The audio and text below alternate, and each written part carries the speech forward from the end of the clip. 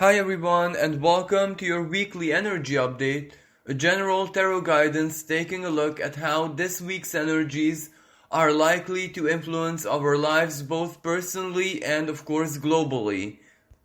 Before I start the reading, I would just like to mention that we are still under the influence of the upcoming eclipse, and this is not from an astrological perspective. This is simply just a total lunar eclipse. It doesn't matter what sign we think it takes place in, or even if we ignore astrology or constellations or everything, well, it is still a very strong karmic magical moment that will impact all of us. So as we are heading closer to the eclipse, the energies are growing and growing and growing.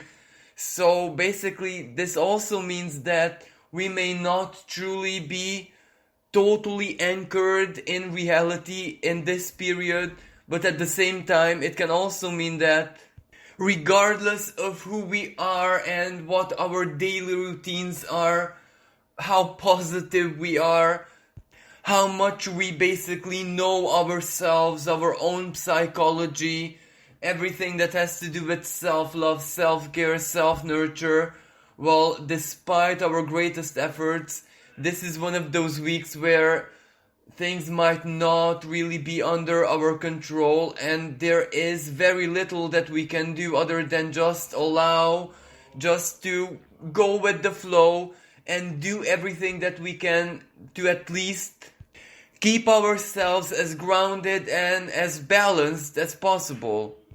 And basically, it doesn't really matter what kind of strange emotions or what kind of, state or unusual feelings we might be perceiving, or we're influenced by something way too mysterious, or perhaps for some people this is like a strong inner restlessness, sleepless nights, or like a strange anxiety.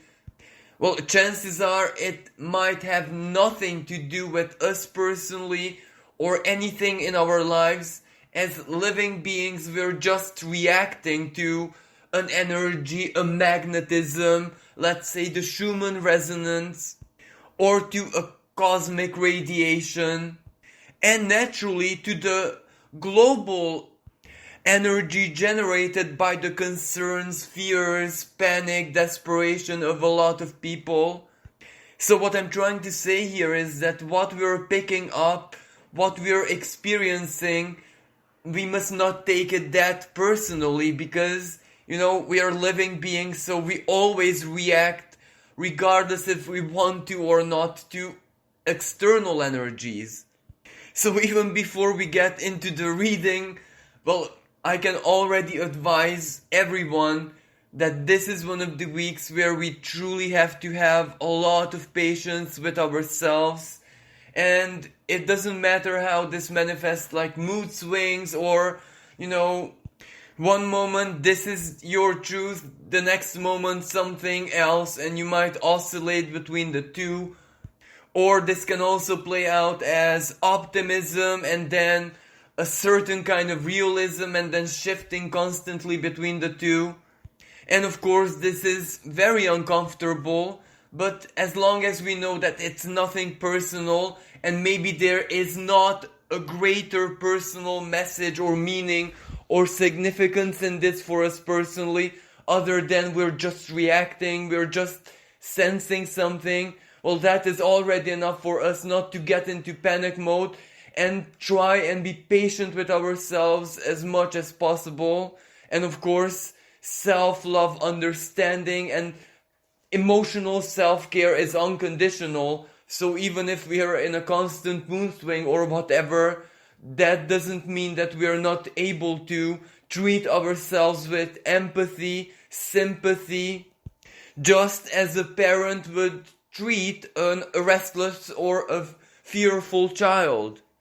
And at the same time, symbolically speaking, this is also growing pains, if you know what I mean. Because, it's not just this lunar eclipse, there's also a solar eclipse following. So we are definitely growing, we're definitely shedding off something and being able to grow into something else, and growing, evolving, becoming more, integrating stuff is not fun and games. It is just like growing pains children experience. But anyway, let's get into the reading. So the energies for this week are the Three of Coins reversed, the Ten of Swords reversed, and the Four of Wands. And this is where I would like to focus a little bit more on what it means globally. Because if there is discomfort attached to it, personally speaking, well, at least 50%, half of it, is due to our reaction to whatever is going on in the world. Even if all social media, TV, every external source of communication is shut off, well, we're still empaths and we can still feel the fears and discomfort of, and also the growing pain, so to speak, of both ourselves and other people. So this is why this time I would like to focus much more on the collective picture, because individually it might be something much more positive and much more beneficial on the long term, but in moments when we are under a lot of pressure, the light at the end of the tunnel may come through as an illusion, the Maya, or a mirage, Fata Morgana, so to speak. And sometimes, it's absolutely okay to have doubts and not to trust a hope blindly. Sometimes we just have to tell the universe, well, prove me wrong. And what's very special and specific about a period just before a rare eclipse, so not just any eclipse. A usual eclipse, any eclipse, regardless if it's solar or lunar, is just like turning the page. But with a rare and extremely powerful one, a karmic one, yes, it is turning the page, but what we read, the final words on the page we're about to turn and start the next chapter, are very relevant in the storyline. And in these cases, it's much better not to, obsess about certain things. It's much better to have a state where we just surrender, we're just open, we're just keeping a certain balance and not necessarily focusing on anything specific as in my way or the highway. Neither is it a very good idea to start manifesting and to work with manifestation or magic in the way that I want to create this and that. Because by this we might greatly limit the superiority of the divine intelligence. It might just consider, well, if you're focusing on something this small, this imperfect, created by your mind, well then have it, and miss out on what is truly important. So in this week and until the eclipse takes place, my advice is not for us not to really do any spiritual, psychological, metaphysical, magical activities through which we want to alter something or get something specific. It's much better just to symbolically feed, as in nurture ourselves, draw in power, ask for the truth, etc.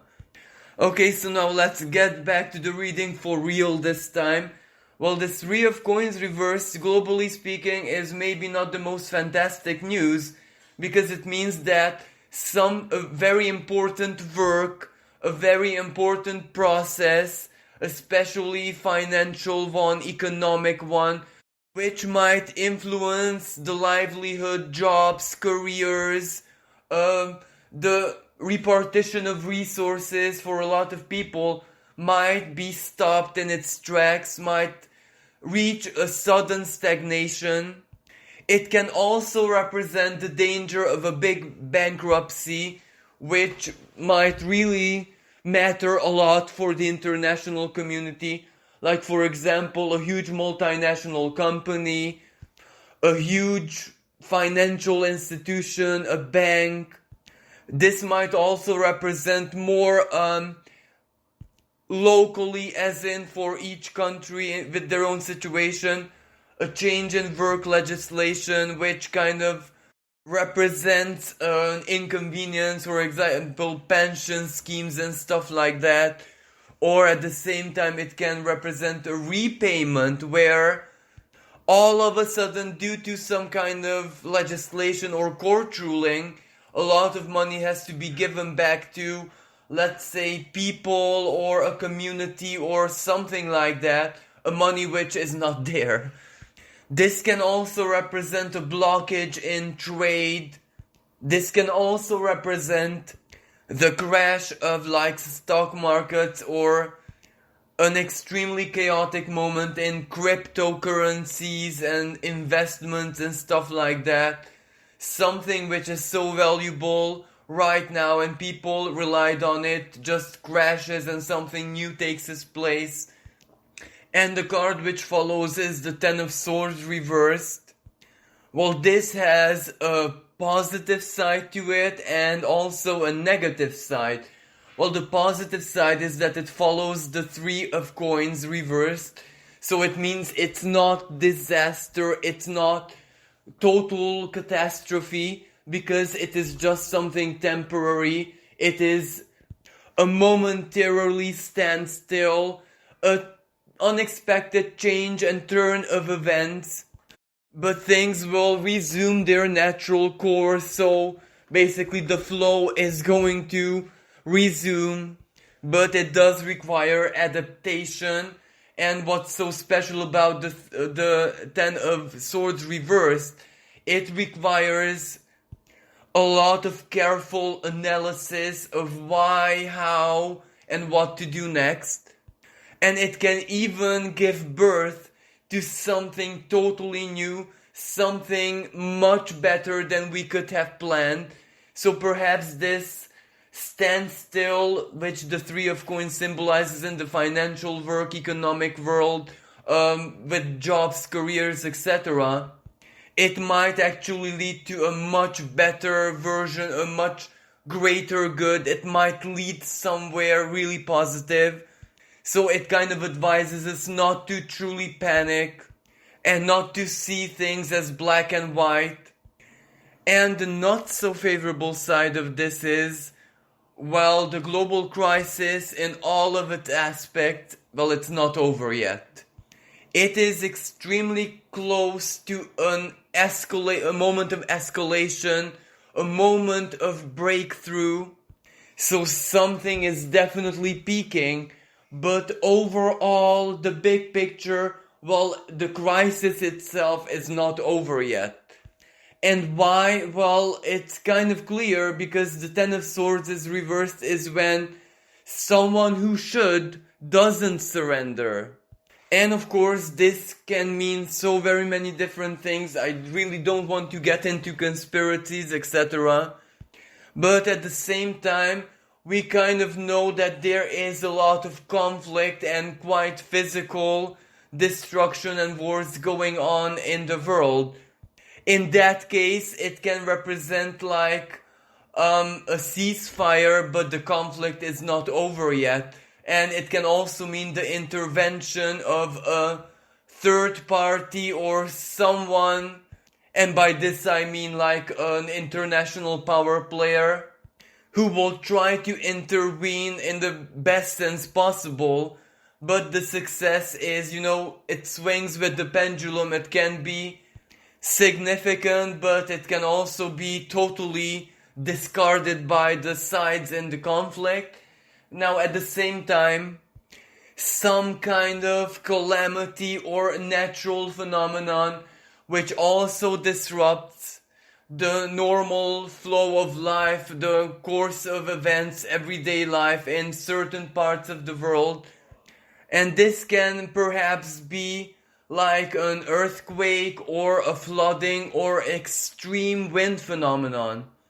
But finally, this Four of Wands is a really good sign and almost like a promise that there still is some kind of wisdom, there is some kind of beneficial element in all of the chaos that is going to take place, but also is taking place in the present moment, because it represents unification, it represents alliance, it represents completion of a relationship, a fulfillment of a promise. So on one hand, it will strengthen certain alliances globally, internationally. It will strengthen and bring out the true will of the collective of people, not necessarily the governments, because that's why it's four of wands. It is the people who are humanitarian, who are benevolent, who desire peace, who live in acceptance, who live in solidarity. And it is this kind of supreme will of the people that will ultimately be crystal clear to everyone. It may not be enough to, cease the conflict, even the COVID crisis or the economic part of the crisis. But when the benevolent will, the humanitarian efforts, the desire for peace, acceptance and all of that, in a symbolic way becomes crystal clear, well, that bestows faith, that bestows hope, and ultimately it is that which becomes the supreme or more dominant influence, both energetically or in any way you want to look at it. Now, from a strict personal perspective, this might actually be good news. This might actually be a very pleasant surprise, because the Three of Coins reversed and the Ten of Swords reversed can represent that something that you invested effort into in the past, but that was either abandoned, stopped in its tracks, or even harvested, or you thought that the cycle or the work or whatever was completed, and somehow karmically perhaps, it returns into your life, it revives again, and you will harvest even more. So it can be a really pleasant surprise. Like also, for example, someone who abandoned a job or quit a job, or someone whose career or livelihood was terminated, let's say by the crisis or by something external or even internal. All of a sudden they will have an invitation back, as in, come back, you're valuable, you're missed, we need you, no one quite is like you. And even if the return itself doesn't take place, well, it's still a very pleasant and a very honoring surprise. It can also do with investments and money, something that you might have invested into, and either it was stopped or it didn't really work out, or even you just forgot about it, surprisingly shows some kind of signs of evolution or a reward or coming to fruition or an invitation to resume. But for other people, it can be their current projects, what they're working for right now, their jobs, their careers, their livelihoods, their partnerships and associations, professionally or with their business. Well, things might take a standstill, or you might be feeling, and this isn't anything new, this is, let's say, the energy of the past 3 weeks or 3 months, that things are stopping, things aren't really progressing as much as you'd like to. Or is this partnership, alliance, or contract truly working, or was it not the most inspired idea?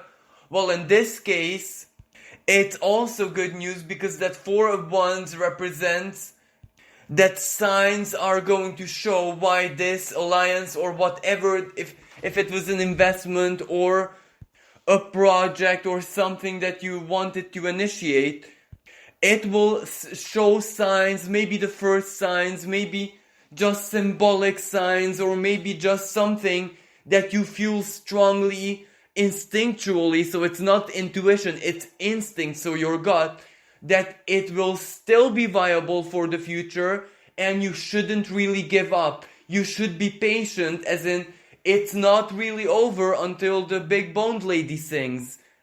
A certain kind of standstill or a break or things not quantum leaping is not a bad thing, because all of this can change for in the future, and as long as the idea, as long as the goal itself, as long as the grand desire of why you started that is still viable, and the desire itself, the purpose of it, becomes stronger and more crystallized, well, that means that things will definitely turn around in the future. So it's either a sign to be just a little bit more patient, or a sign that don't count your chickens before they're hatched, because a lot of good things can still take place. So basically it means keep on working, or try at least to not abandon hope, not abandon the efforts, not abandon the dream or the alliance or the partnership, etc. Or for example, if you feel like just quitting your job, just abandoning everything, well, this might be a sign.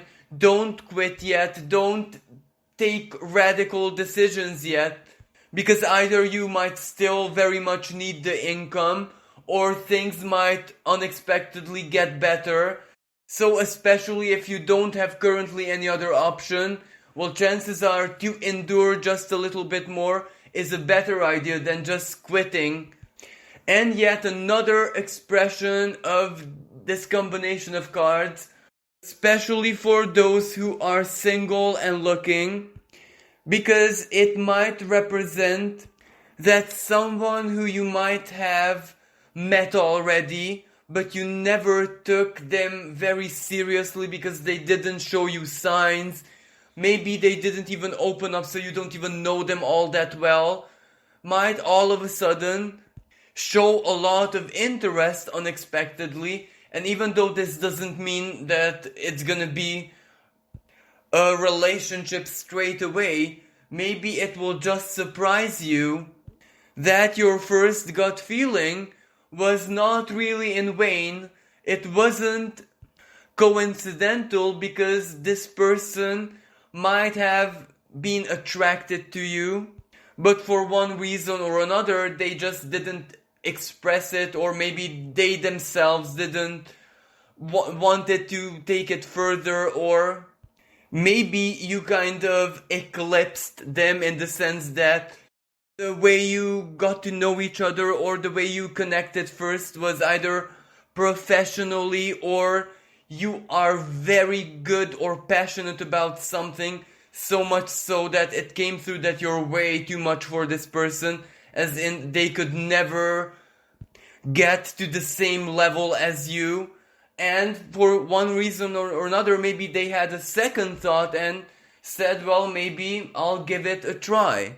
And for those of you who are in an established bond but had troubles recently, money troubles for example, or smaller conflicts, disagreements, or you just felt so very wishy-washy, the Four of Wands is a really good sign, because it means the strengthening of the bond, it means sticking out for each other, it means unity, it means like you feel like family, so nothing can actually threaten your bond. No misunderstanding, no money problems, you can work it out, and this will give you a lot of emotional security.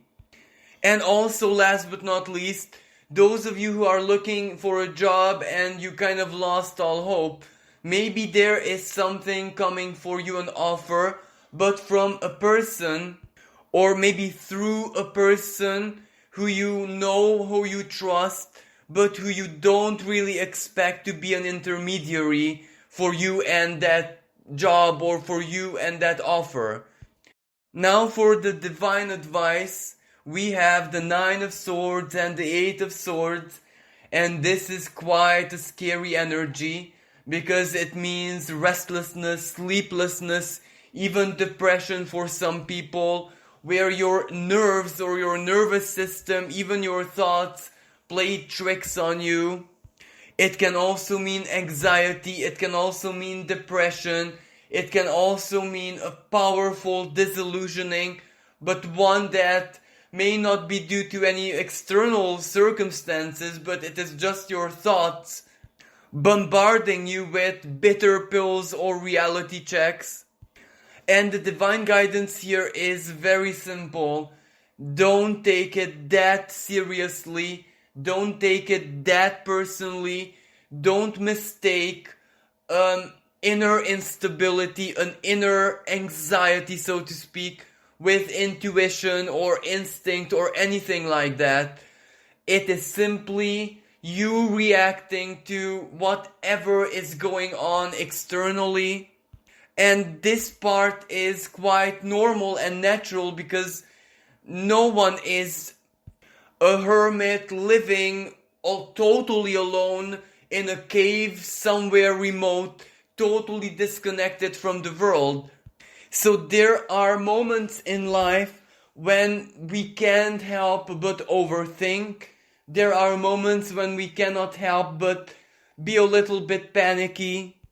And if you look at the astrological symbolism of this card, well, both of them are the sign of Gemini, which means duality, which means that two realities contradict each other. And let's just examine what is going on in the world, which is based on contradiction. Well, it's discrimination. It is the legislation, perhaps. It is the promise of freedom, yet how it plays out is as slavery. I really don't want to get into delicate stuff and, conspiracies or anything like that, but there are two realities or two states which contradict each other, which have nothing to do with us or our personal choices, personal lives. And whenever two energies contradict each other, well, that causes tension. And since we are connected to other people, especially total strangers or the world in general, through our mental sphere, because very few people are connected through the heart sphere, to be totally honest, and that might also be a totally unrealistic expectation, because you're connected by the heart to people who you love, to people who you kind of know, to family, friends, or ideals, but informationally, identity-wise as well, it's still the mental sphere, regardless of who it is that we are, and what principles we embody. The internet is mental sphere, communication is mental sphere, the way we translate empathic senses is still mental sphere. So of course that is where the chaos is going to unfold. And the divine guidance here is just be patient with yourself, be tolerant with yourself, don't take it personally, don't misinterpret it as like true illness or true, let's say, psychological instability or psychological dysfunction, because as soon as this global energy, the tension dissipates, it will be so much easier to put an order into our thoughts, mental sphere, our way of thinking, etc. And of course, if you feel totally alone, totally helpless, your mind is just so chaotic that you don't even know what to do with it, well, reach out to someone, even a total stranger, or simply to the divine, and you might find some comfort in that. But at the same time, if certain people make you totally uncomfortable through social media or messages, communication or whatever, well, have the courage to disconnect from them. Have courage to basically, at least temporarily, shut out that disempowering communication, because maybe it is their fears, maybe it is their thoughts and not really your own. So don't allow being connected to others to send you into a state of fear and paranoia and just kind of being forced to process certain thoughts which you really don't want to process. And that is why I said if there is no person you can trust to reach out to, this is such a good moment to reach out to the divine, because it's that much closer to us through our every senses, because the power of the eclipse just concentrates the divine essence. Now, things to be careful with: we have the Nine of Wands and the Devil. And this means more than one thing. And the first meaning is what I said at the beginning of this recording. In this moment, be very careful what you wish for. Better not wish for anything for a couple of days, for a couple of weeks, and just see what you're given.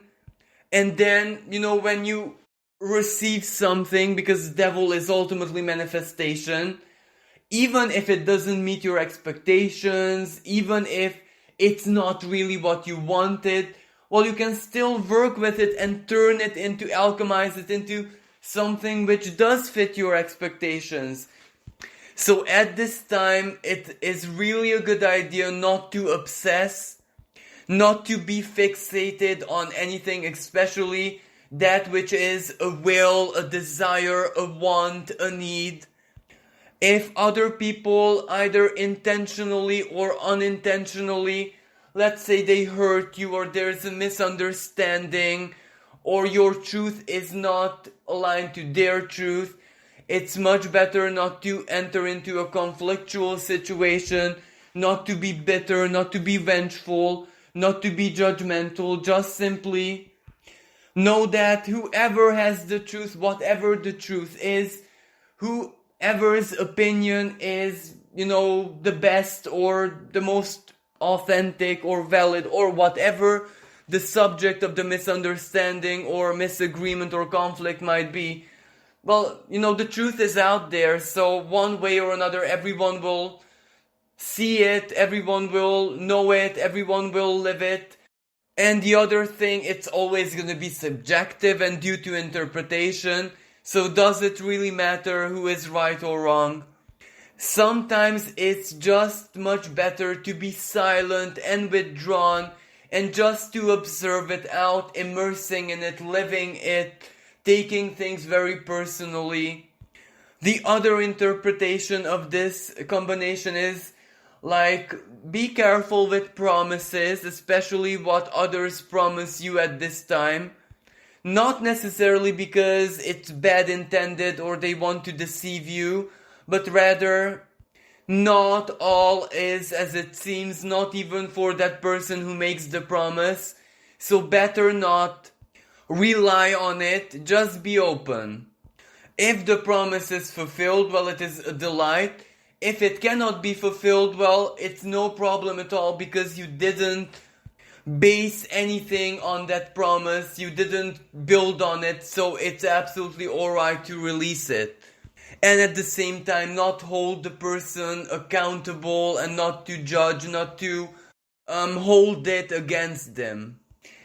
Now, yet another interpretation is the Nine of Wands, religion. Religious fanaticism, religious convictions, religious philosophies taken to extremes.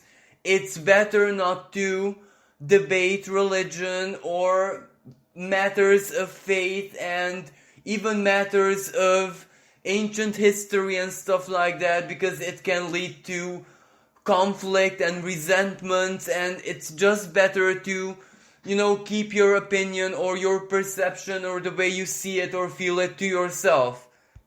And last but not least, well, this devil can mean infidelity and karmic temptations. So, be kind of careful with self-discipline and temptations of this nature, because people might be a little bit hyped up in this sense.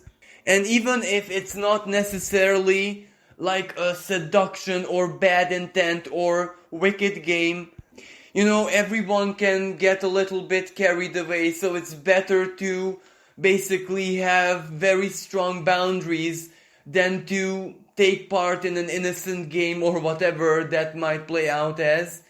And this can also have a spiritual connotation. You know, twin flames, soulmate kind of ideals and fantasies. Be careful what you wish for also. Because when you are feeling extremely lonely and alone and starting to lose hope and such, and let's say two people exactly in this state meet, well, of course it's so very easy to think that the other person is a soulmate or whatever term they use in modern times because of the void, because that space wants to be filled as quickly and as instantly as possible. So you might just be projecting your biggest desires on that person, and that other person might be projecting theirs on you. So it's an illusion ultimately. It will look and feel and taste and smell like a soulmate connection, but the truth will only be revealed when the differences and everything that doesn't resonate, comes to the surface, and that might take some time. So be very careful to take things very slowly and to pay more attention on what the other person is not and how they might not really be compatible with, let's say, your deepest principles and everything that you are deep within yourself, rather than the compatibilities. Because sometimes it's all those little things that don't match and which are not really susceptible to change, which count more than all the things that your guys are compatible with.